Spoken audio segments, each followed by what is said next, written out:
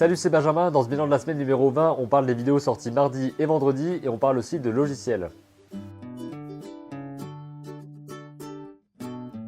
Quelque chose m'a surpris avec la vidéo de mardi puisque je m'attendais à voir quelques réactions. C'était une vidéo qui était programmée depuis quelques temps, qui était planifiée déjà en ligne depuis peut-être 7 ou 10 jours. Donc j'avais rien à faire dans la journée et j'avais juste à rentrer chez moi et à voir les réactions. Mais je m'attendais pas à ce qu'il y en ait autant parce qu'en 2 ou 3 heures, il y avait déjà plus de 100 vues. Plus de 15 personnes qui avaient mis j'aime, 0 qui avaient mis je n'aime pas parce que j'ai un assez bon ratio à ce niveau-là et c'est vraiment quelque chose de bien. Et il y avait aussi 10 personnes différentes qui avaient publié un commentaire pour raconter ce qu'ils avaient pensé de la vidéo, pourquoi ça les avait motivés et aussi partager leurs propres expériences. Et si je vous dis que c'était surprenant, c'est parce que c'est à peu près le double de ce que j'ai d'habitude dans le même temps. Donc je me suis demandé si cette vidéo avait quelque chose en particulier, s'il y avait quelque chose qui vous plaisait particulièrement dans ce type de format ou ce type de questions. J'ai pas vraiment la réponse à ça, je me dis juste que c'est comme ça que parfois je pose une question qui est plus intéressante ou en tout cas qui donne plus envie de discuter. Mais je me suis aussi dit que parfois il y avait des choses qu'on sortait, qu'on publiait, que ce soit des articles, des vidéos ou des images en général, qu'on trouvait ni bonnes ni mauvaises, mais qu'on publiait quand même parce qu'il fallait publier à ce moment-là et qu'on s'est dit allez, on publie la vidéo et on verra bien. Et finalement, il y a beaucoup de réactions positives à ce niveau-là, donc c'est une bonne surprise et on ne peut pas toujours prévoir comment ça va être. Donc quand on fait une vidéo, on peut se demander un petit peu est-ce que ça correspond à ce que le public attend, est-ce que ça correspond à ce que je dégage d'habitude sur ma chaîne ou sur mon article ou peu importe.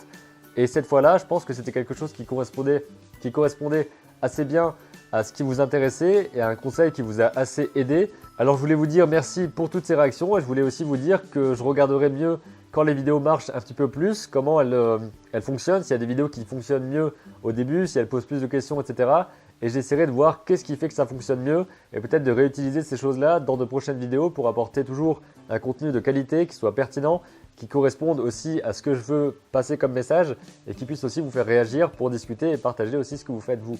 Et vendredi, le nouveau commentaire d'illustration est sorti, donc vous le savez, c'est un concept que j'aime beaucoup et que j'ai envie de développer. J'ai envie de le faire régulièrement déjà pour me forcer à dessiner, parce que c'est ça qui va me forcer aussi à faire des illustrations régulièrement, et aussi pour me permettre d'expliquer clairement ce que je fais, de devoir réfléchir sur mon processus de création et pouvoir ensuite vous l'expliquer le mieux possible. J'ai aussi eu de très bonnes réactions avec ce deuxième épisode de commentaire d'illustration, donc c'est vraiment cool et j'aimerais aussi savoir un petit peu plus qu'est-ce que vous pensez de ce concept-là. Est-ce que vous y voyez des choses à redire ou des choses particulièrement intéressantes que vous voudriez développer?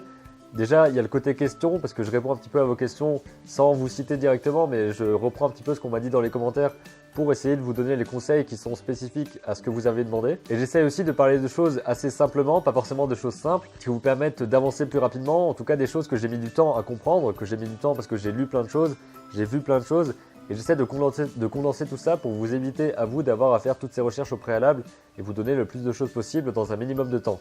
Et ça me permet de vous parler aussi de la durée des vidéos parce qu'il n'y a pas vraiment de durée fixe pour mes vidéos. Les vidéos inspiration, etc. durent entre 5 et 10 minutes la plupart du temps. C'est pas vraiment fait exprès, mais j'essaie de me fixer quand même un peu au moins de 10 minutes, à part si ça vaut vraiment le coup de parler longtemps. Et pour les vidéos de tutoriels, d'explications sur le dessin, etc. et surtout les commentaires d'illustration, il n'y a pas de limite puisque ça peut durer entre 10, 15 minutes, 20 minutes, voire plus, peut-être que ça durera plus longtemps un jour. Et je voulais vous dire que j'avais pas vraiment de limite par rapport à ça, parce que ce qui compte, je pense que c'est pas la durée de la vidéo, ça va vraiment être qu'est-ce qu'il y a à l'intérieur et quelle information on va dégager à travers ce contenu-là. Alors si j'ai assez de choses à vous dire en 20 minutes, je le dirai en 20 minutes si c'est assez condensé et qu'il y a vraiment beaucoup d'informations, alors que si je peux les dire en 15 minutes au lieu de 20, je ferai en sorte que le montage soit assez structuré, etc. pour pas avoir trop de moments de vide, de moments d'hésitation et de moments où vous n'apprenez rien dans la vidéo, parce que c'est absolument pas le but.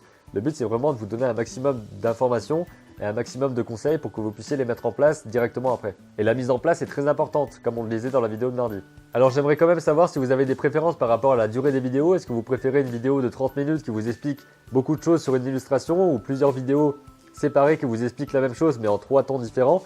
Pour ma part, je pense que je préfère des vidéos qui durent peut-être 30 minutes, 1 heure d'un coup et qui expliquent exactement ce qu'il faut savoir sur telle ou telle chose en un seul endroit à un seul moment donné. Je pourrais essayer de m'adapter tout en faisant aussi ce que j'ai envie de faire et en développant le message que je veux dans le temps que j'ai envie de prendre pour ça. Mais votre avis m'intéresse quand même pour savoir s'il y a quelque chose que je peux quand même un petit peu adapter, etc. par rapport à ce qu'il vous faut le plus. En tous les cas, c'est moi qui déciderai à la fin, comme d'habitude, de ce que je fais ou non.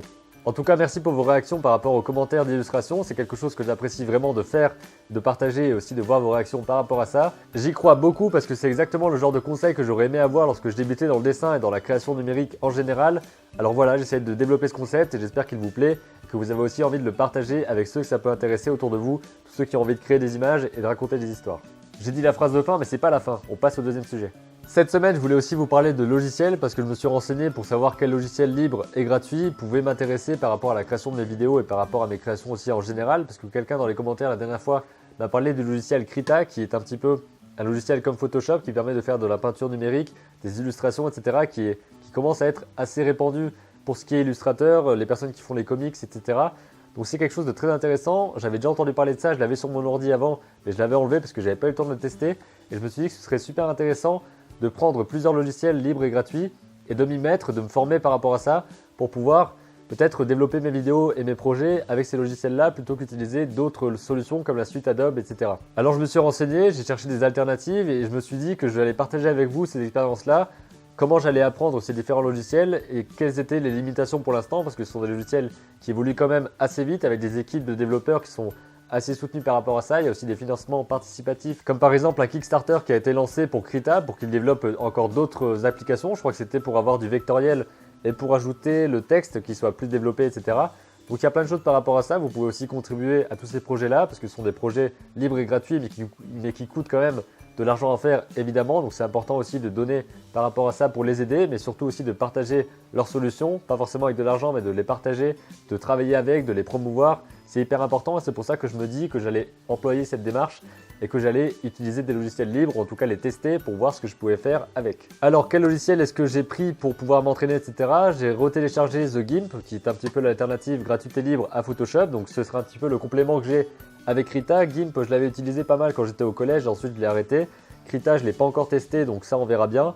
Qu'est-ce que j'ai installé encore? J'ai installé Scribus, qui est censé être aussi une solution efficace par rapport à la mise en page. Donc on pourra créer des magazines, des affiches, créer des livres et ce genre de choses. Donc je verrai bien ce que ça donne.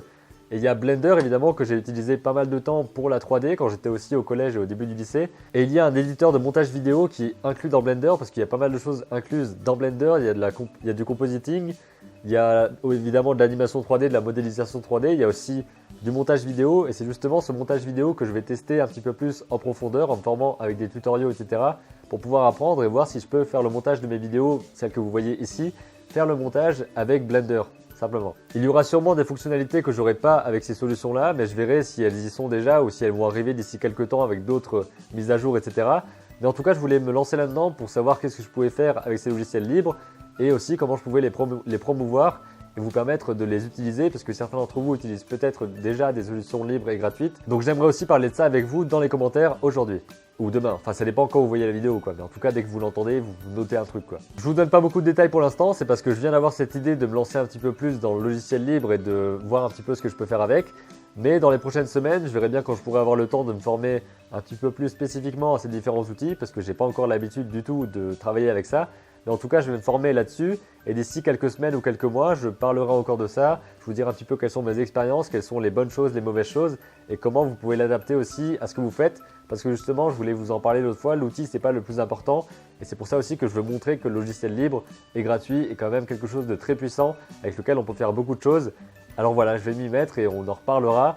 Et ça nous permettra aussi de discuter par rapport à ça et d'apprendre beaucoup de choses et de partager pas mal de choses aussi parce que c'est justement la philosophie de ces logiciels-là, c'est d'être libre et d'être partageable très facilement et qu'on puisse aussi tous en parler, tous les utiliser facilement, pas forcément parce que ça dépend des logiciels, mais en tout cas librement, gratuitement.